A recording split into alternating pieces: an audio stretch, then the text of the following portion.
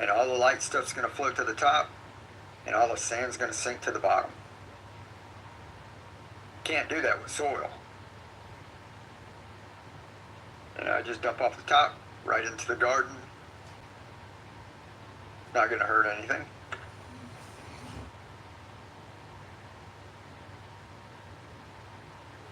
And whatever little bits seed holes are left, just kind of scoop them out.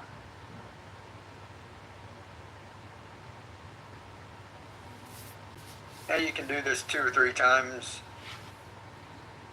and get everything out, but you can see it wasn't all that hard. And I put all of mine in a big bucket and about a cap full of bleach and let it sit for a day. And then I just tilt it sideways like this, just like we did the bowl. Just about everything comes out. So you can see after a couple of rinses,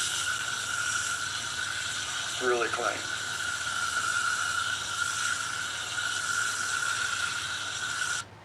Then I just let it sit in the sun for a couple of days, ready to go again. So obviously we're not going to get all of the sand back, so sooner or later we will have to buy some more. But this is pretty good, just reusing this much over and over and over again. So I just set everything back up and repeat the process. This is the same sand I used on the first round, now on another round. This is tot soy, by the way. So I hope that helps. Like I said, we're trying this with the self-watering adapters. We're going to do some videos and set it up for you guys from start to finish so you understand how to do it. The clay pebbles still work. I still use those, but the sand is so easy to clean. And the only drawback I can see so far is it's kind of heavy. So you don't want real big containers. We'll get into that. Right now, you guys live to inspire, keep on growing, be the change. We'll catch you next time.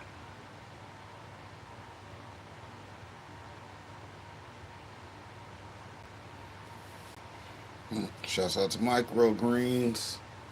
He says, welcome to the Sand Village.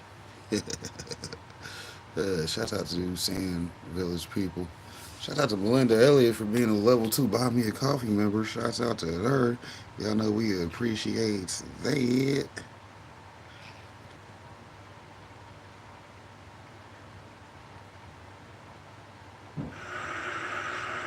So this is day 3 of the coffe challenge.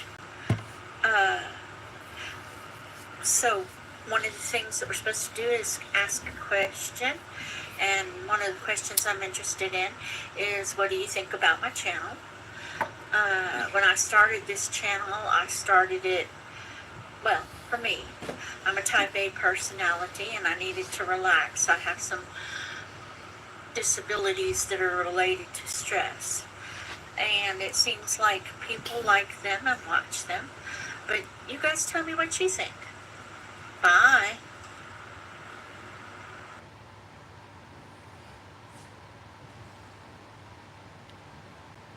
Yeah. So like Fox Farms though, like I noticed like, so if you're going to plant a plant in some Fox Farms ocean forest, per se, you plant a plant in there and you veg it out for like 2 months, and you get that plant monstrous, and you're ready to flip it into flower.